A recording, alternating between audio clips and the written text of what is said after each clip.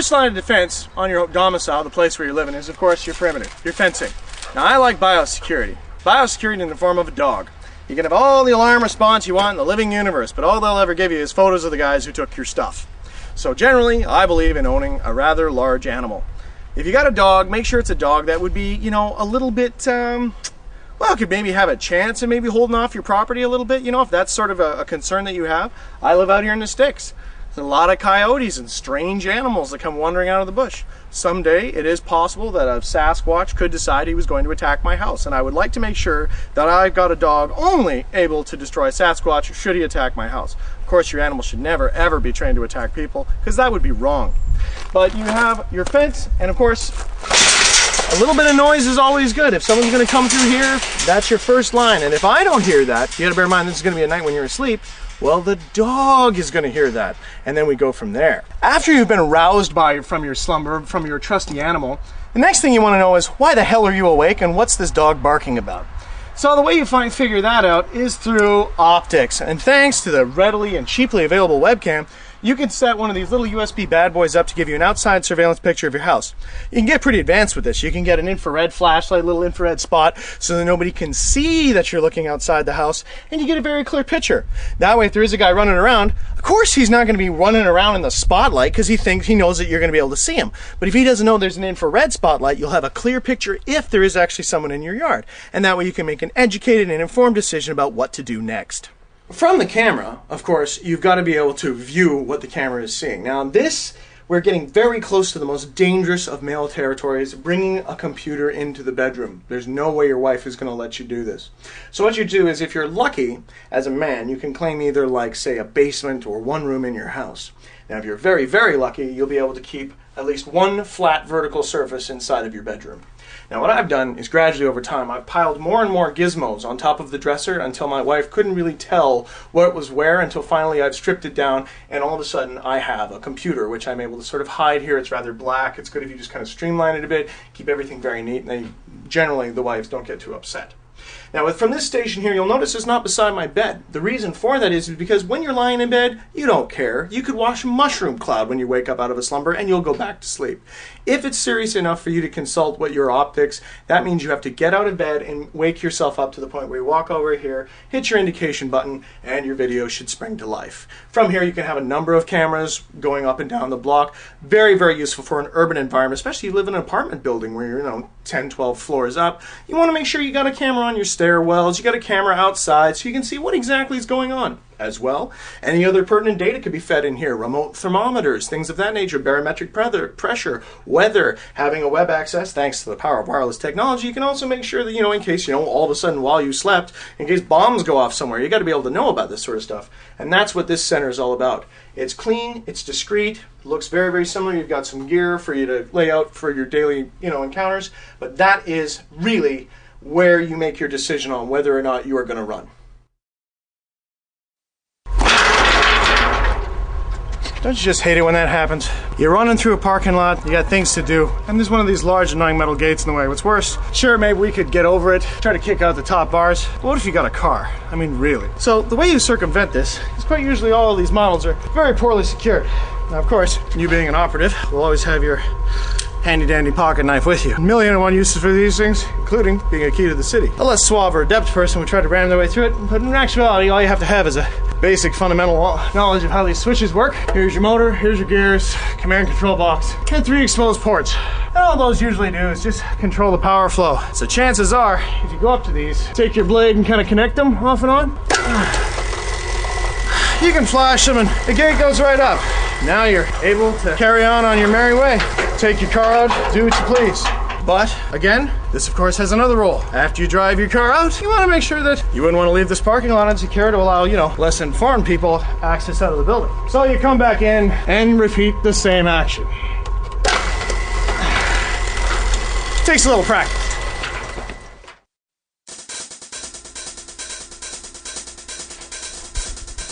The sandwich, the mainstay of the lunch. Sandwiches are, the art of making a sandwich is largely being lost in North American culture because, of course, we're a convenience culture. Everything is spend this, buy that. If you go to your local convenience store, your chances are you're paying anywhere between $4 to $7 for a sandwich, which you can quite conveniently make on your own at home. But sometimes people think, oh, you're sacrificing flavor if you quote-unquote brown bag it, which nobody really wants to do. So today, we're going to cover the art of making sandwiches. Now, with any sandwich, of course, the beginning of it, which is the bread. Bread is very important. Now, for true wogness, you want to make your own bread.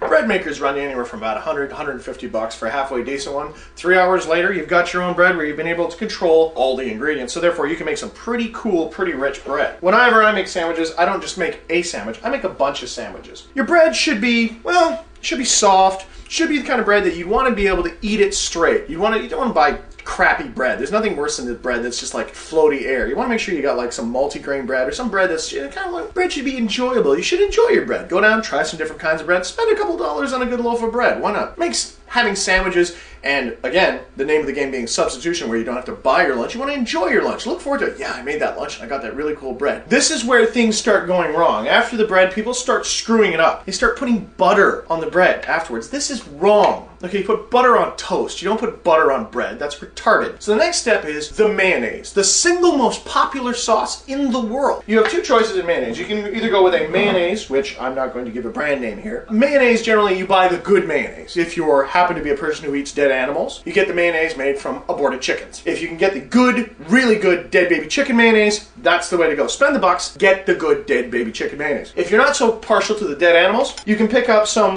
vegan-friendly pseudo mayonnaise. You want to be really, real generous with your, this is, of course, my vegan substitute, not real mayonnaise. This is sort of your scop mayonnaise. I am not so much a fan myself of the vegan mayonnaise myself, but there's a lot of people who seem to like it. They seem to enjoy it because they've made certain ethical choices. Now, we have two sandwiches over here, which are going to be, well, vegetarian. I don't think that the cheese fits to vegan standards, according to my cameraman. Now, that is the vegetarian stuff. Now, you'll notice that when you spread the dead baby chicken mayonnaise, it's a lot creamier and a lot nicer. Because unfortunately, I am a slave to flavor. It's true. So I don't like sacrificing stuff. And generally, it's kind of a large leap if you're going from a Big Mac lunch to, brown bagging it, to go right into the hardcore tofu, various variances of beans in order to pack your lunch. Not so good. The order of which you put your ingredients on is very, very important.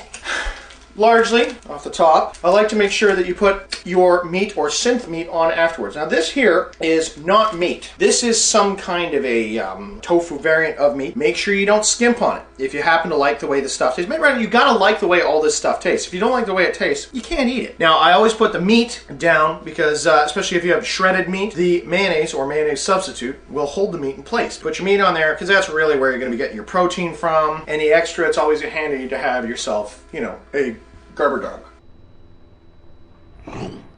So, moving down to the people who eat dead animals, I have some handy dandy dead pig here from the Black Forest. Now you'll notice that the mayonnaise seems to hold the shredded meat in place a little bit better the thicker it is. Squeal, squeal. And of course, a generous portion to the home defender. Then, following this, you look at this and go, okay, now your meat substitute. So far we got meat, mayonnaise, and we've got the bread. Now the other two things you're going to need some sort of a leafy thing. Quite often people use lettuce. This is wrong. You must not use lettuce because lettuce has no nutritional value at all. So what you use instead of lettuce is spinach. Baby raw spinach. Very, very rich in protein, and you can bulk this stuff right up. Luckily, spinach is one of the few things that people who don't eat dead animals can eat. And when it's raw like this, it's actually super tasty, and it really adds to the sandwich. Now, last but not least, you want to make sure they put your cheese on. Now myself, I like mustard, and cheese, it's always good to go solid liquid, because it has to hold everything in place. So I put down mustard.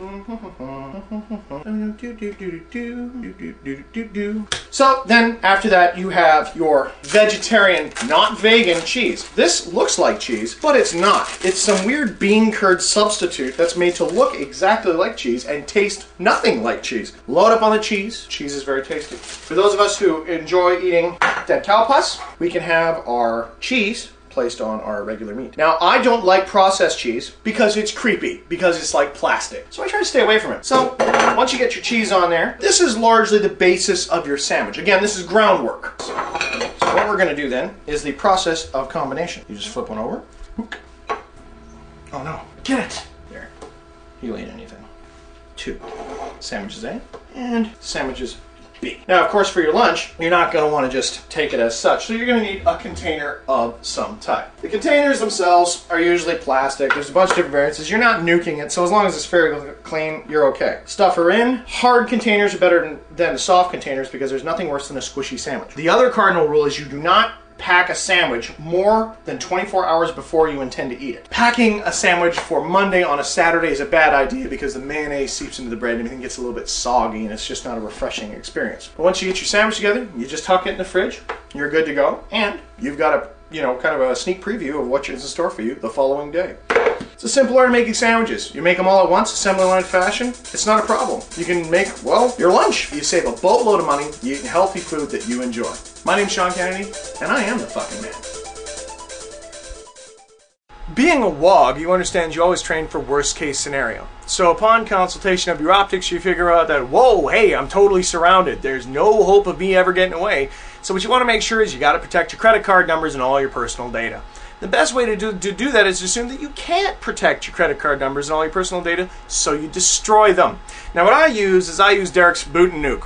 Why? Because it's free, and because it's good, and it does it to a military-grade destruction standard. They can get the data back, but they need to have government sponsorship to do it. So generally, you can only do so much, but this seems to be a good enough level for me. The way I make sure I've always got a nuke disk ready and on hand is I just take take a CD case, so that it can be easily accessed, and then I just attach it to the side of my computer case like I've done in these cases here. Then after you do that, you just slap your boot and nuke disk in there and you forget all about it until you need it in a moment of emergency. If you got to constantly maintain your emergency standards, they're not very good. You don't want to constantly be paranoid or hypervigilant and think to yourself, oh no, the Sasquatch are going to get me. Well, not all the time. No, that's a little bit damaged. But after you go on a good George A. Romero film fest, you might be wondering about these sorts of things. And it's at those times when boot and nuke really makes me feel better about myself as a person. Now as well, you'll notice that I have a laptop. But what I did to handle that was generally your laptop is mobile. But I still have a boot and nuke taped to the underside of the laptop just in case I need it. Because even if you're on the fly, you got to make sure that you keep your data safe. After all, it is your data. Being a WOG, of course you're going to go down fighting. So the way you want to do this, make sure that you want to run away. You've already been bumped. You got to get out of here in order to be able to, keep track of what's going on. So you got to have a collection of bags kept by your computers called a crash bag. This is very different from an AWOL bag, as a crash bag is purely an emergency kit only bag. Now I use a MERS, which is of course my equivalent of a man's purse, where I keep all my essential data. This is my cell phone, my wallet, extra knife, maybe a glow stick, things like this, things that you want to have with you all the time. So I put that inside my MERS. So it's a given that your MERS should be kept near your computers because that's really where your lifeblood is. From there, as a crash bag, you have a choice. Personally, I use one of 2 bags. I've got an old school, very old school, Becker Patrol Pack, and I got a hatch bag, which I use as a police tactical bag. Both of them have different, this one here would be better for, say, an urban environment. This backpack would be better for a more rural environment. The choice is, again, up to you. You want to have your basics inside this bag, a basic ablution kit that you don't need as everyday equipment. You need a basic change of clothes, again, that you won't need as everyday. Maybe a lightweight rain jacket would be very, very good, because you got to understand, you could be naked when you grab this bag. You shove your kid in there and you're out the door. So you got to make sure that you be able to look after yourself. That's the nature of what a crash bag is.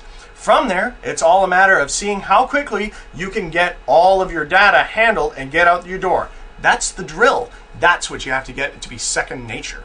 A lot of people don't understand the importance of drills, and the reason why people do certain drills. Meaning that, in martial arts, you would punch and punch and punch, or do a combination of punches, so you'd be able to throw that combination out like it was second nature. The same thing is with an immediate action data disposal drill. All the WOGs should do these, because when this happens, you're never going to expect it. It's going to be an emergency. It's going to be a crisis, and you got to be ready to do that with your midbrain without even waking up. You should have half your data destroyed before you even know what's going on. That's the idea. And to do that, the only way you can do it is to drill yourself and to keep doing drills until it becomes second nature. That's what WOGs do. We do drills.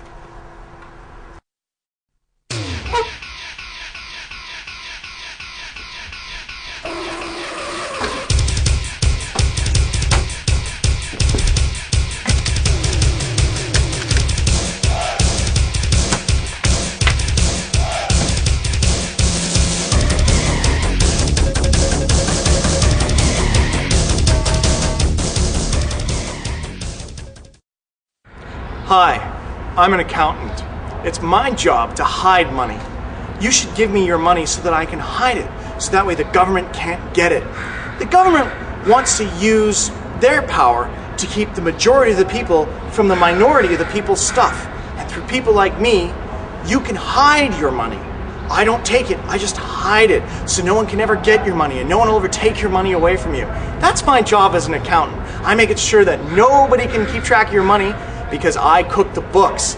I lie all the time. It's part of my job, but we call that business where I come from. That's my job as an accountant. You'll give me your money because at the end, you'll save more money. I'm an accountant. You need to give me your money.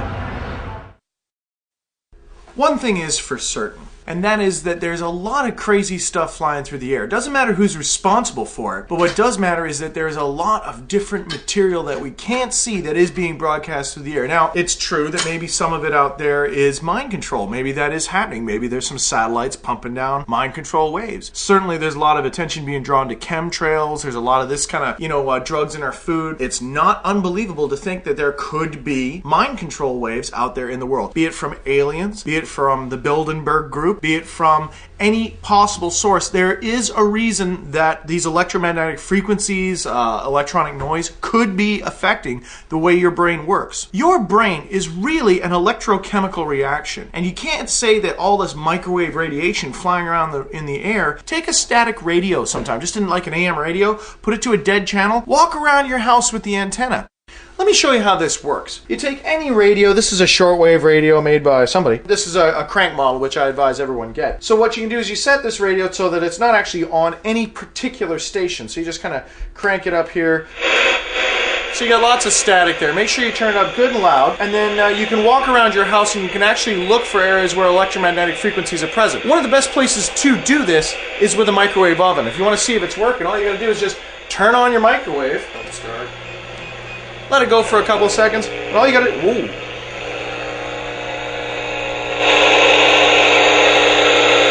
And just hit stop.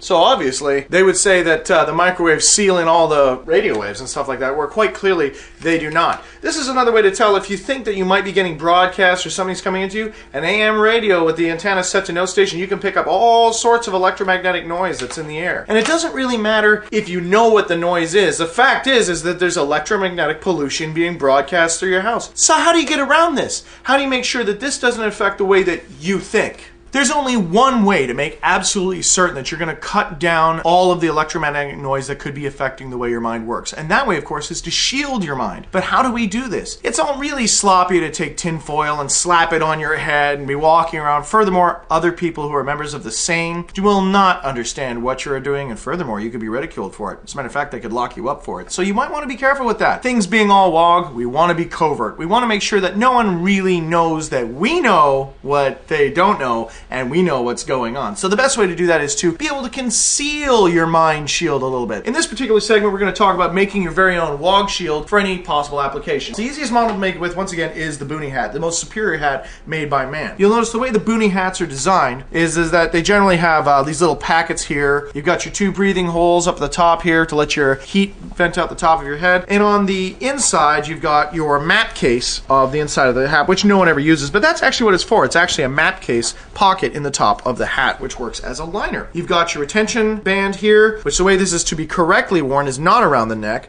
You're actually to put it on your head, trace it around to the back here, and then tighten it up on the back of your head here. This is where this is supposed to sit. It doesn't actually sit under your chin. If you put it under your chin and it gets caught on something, could choke you to death. Not really the best way to go. To make your boonie hat more accessible and generally just a better hat all around, at the back of the boonie hat, you'll notice that there's a severance here. Now, there's no thread holding that. So what you do is you can go to any hardware store, make sure you get a rubber-coated wire. Any type of rubber-coated gauge wire is fine. Doesn't have to be very expensive. Make sure it's got a solid core. It isn't just a braided core. Make sure it's a solid core. And then you cut a length of it, make sure you get like a meter or so. And then you just feed the wire through the rim of the hat all the way around, and then eventually, once you're done, you've got the brim of the hat. Now, the correct way to actually configure the boonie hat, you put a baseball type front on the, we gotta make sure you're on the front. So you put the baseball curve on the front of the hat. Usually easier if you put it on. You put a baseball cap in the front of your hat here. This keeps the rain off your face. On the sides, mark where your sides are. This is also to keep the rain off of your ears, but allows sound to come in. So you've got your peak on the top, sharpen that up. There we go, you've got your side sound areas. And on the back of the hat here, this is the part that everybody forgets. The back of the hat is supposed to be folded up just so. Reason for this is so that the water will just come and pool off to the sides, and so it doesn't go straight down your back if you look up. This is to prevent runoff from going straight onto your pack and all of your gear. Now, to take this hat one step further, we have to make sure that we can, well, prevent our, mental integrity from being compromised. The best way to do this is with your standard aluminum foil. Get the thickest aluminum foil you can find. Now, what I've done with these ones here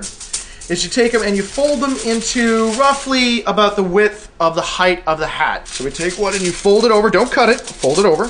Because why cut it? You can get more shielding the thicker the tinfoil is. Always important to have the right thickness. So you get one, and then you get another one, which is about the same thickness. We're making this one out of 4 sheets. One. There we go. About the same thickness again. 2, and 3. Now when you're folding it, make sure you fold the edges where the tear is so you can keep the good clean edge where it came straight from the box. Because otherwise it's just sloppy and it looks like hell. How embarrassing. When you imagine getting stopped at the airport with a sloppy boonie hat tinfoil insertion. Once those 3 are in, you do the sides of the hat first. Once you get the sides of the hat done, because of the way boonie hats are made, they don't actually, you turn the hat inside out as such. So what you do is you take your first piece, and again, takes a little bit of know-how to do this. But you gotta kind of insert this in first and work it around. Try not to crumple it too badly. I mean, some crinkling is going to be unavoidable. Sometimes people fold them in half again so that it's a little bit more solid, a little bit easier to manage, and it's also thicker. And in this particular game, thickness wins, right? That's where your good point is. So you get that in there, 1. And we go to the other side here, 2. And this should slide down and meet up with the overlapping is good. Meet up with the foil you've already inserted in the back. Now, it should note that some really high-made boonie hats that are not issue will sew this in and you won't be able to do this with them. So get yourself an issue boonie hat. You can get these for about $5–10 from an Army surplus store, probably less if you know someone. And on the back piece here, goes all the way around. Okay then. Now, gonna invert the hat here. We're back to the right way. And from here, you can try to get it smoothed out as best you can. You got a little bit extra. It's not fitting in right. You can tear it off. Once you got your extras taken out, got her in. Now, for the top piece here, this is where it gets a little tricky. Generally, the side protection, I feel, is not as important as the top. Because if it is something that's off-world or in the atmosphere or above the atmosphere, like a satellite or perhaps an alien transmission, it's got to come down, doesn't it? So realistically, the shielding on the top of your head should probably be the strongest. Take your hat, invert the hat upside down here, so you know where your markings are. And then I'm going to get me a Sharpie. I'm going to draw a line around it. You can mark it that way, but I'm going to use a Sharpie felt to mark it so you can see exactly where the hat line is. Now, for tracing the Sharpie on there, you want to make sure that you got the hat on in a good location. Since it's a black hat, just draw it all around the external. There we go. That's perfect. Take that. So that gives you your general outline of what you're working with. Take your scissors, you just cut up to there. That's all you're doing here. Incidentally, this same material will work with copper as well. There was a company called Shieldworks, who came up with a Mind Shield cap that was for sale for a limited period of time back in the mid-90s. They also made bed sheets, curtains, everything, just to stop the radio pollution. So what you do then is you fold it in on the line, doubling up on your protection and retaining shape. The crease, some people would say, oh, well, you're not getting total coverage because there's a separation between the hat connects to the top. Yes, I suppose that is argued that we could pull the entire liner out and do that, but these people do not think forward to the things like ventilation. Your head still has to breathe, and if you wrap the whole thing in tinfoil, it's going to be really hard to adjust your temperature. So the crease there provides radio protection because there's only about less than a millimeter worth of space, and that flexes depending on how you wear your hat. Yet it does provide for air movement and ventilation, which is very important. If you don't have ventilation, your brain cooks. You don't want to cook it from radio waves, you sure don't want to cook it from heat either. So we got this top, this is your top here when done. And depending on how you want to do it, you insert it into the hat as such. So then this goes in the top of the hat here. Bear in mind that it is a liner, you do have a lot of space here to work with, so try to keep it as gentle as you can. There we go. And then you just push it down and through. And the hat should do the rest of the work for you. And what you're left with is a perfectly good WOG brain shield. Helpful for if you were ever doing any kind of UFO hunting or things of that nature. And not only will your friends and coworkers be surprised that you happen to have a stylish and shapely tinfoil hat, imagine how surprised the aliens are going to be. My name's Sean Kennedy, and I am the fucking man.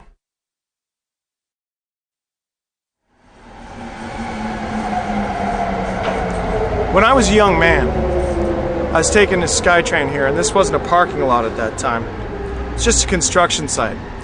There was a lot of different licensing and fees that stopped the construction from going ahead. I don't know why it didn't go ahead. All I knew is that as I took the SkyTrain, there was a large field of lime. And right where I'm standing right now, I looked at the side of that SkyTrain as we were parked there, and I saw that there was a man in a crumpled ball lying in this field of lime.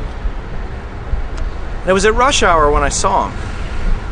So everyone else in the SkyTrain saw him too, because there's not much else to look at. At that time, there was no racking or rails or anything like that to stop. You could just look down and see this field. With a guy in dark clothing on a field of white lime, it was really apparent to see that there was this man crumpled in the middle of this construction site. No one else on the SkyTrain said anything. No one even cared. And since it was rush hour, it was like I was the only one who could see this man lying down there. No one else could see it, you know, and all the other trains that went by, they must have saw it too, because there's nothing else to look at. It's a white field with one man crumpled in the middle of the field. When I said something, I stood up and I went, "There's a guy down there." Everybody looked at me, and they gave me that kind of look you'd probably get from parents when you told their 4-year-old there's no such thing as Santa Claus. That was the same kind of hateful look that they gave me when I pointed to the guy down there lying in the lime. I jumped off the SkyTrain, I ran down, there was a fence around this place at that time. I cleared that fence in no time flat, and as I came over to him, you know, I said, I went into my first aid drills, I said, buddy, can you hear me? Can you hear me? And when I came in and I grabbed him and I pulled him back, but he'd been dead for a while. And it's the smell, you know, of dead people. That's why they put lime on him, I guess. I guess it keeps the smell down. But when I pulled on him, it kind of opened everything up, and he kind of rocked back a little bit. Like it was a mannequin or something, you know, the rigor mortis had set in. I went back to the SkyTrain and was very excited, reported it to the attendant there, and police came down, took my name, rank, shoe size. I never heard nothing about it. The cops didn't know who he was, and he didn't have any ID, so he died here, and hundreds of people drove by him, and nobody cared. No one even knew his name. And it was a total stranger who jumped off of a train, a child, really, at the time, who came up and said, you know, "Are you okay?" Who checked on him. So that made me the only one out of a few thousand people to do that, to witness this man's passing, to care about a man who'd been dead for a few days. I don't know what kind of a guy he was. Maybe he was a drug addict, maybe he was a thief, who knows? Maybe he deserved to die here, alone, in a lime field. I can't imagine anyone who deserved that, but maybe, you know, he had a bad life or something and made some bad calls. But whoever he was, he profoundly affected my life. Because as of that moment, I made the decision that I was never gonna die and be forgotten in some field somewhere, while hundreds of people walked by and nobody even cared. And that's a choice. All you gotta do is act. All you gotta do is do something and make sure that they'll mark your passing. That's all you gotta do. So, if I could be anything, I'd like to be a monument for those people who get forgotten and fall by the wayside. Because that man who died here, he changed my life. My name's Sean Kennedy, and I am the fucking man.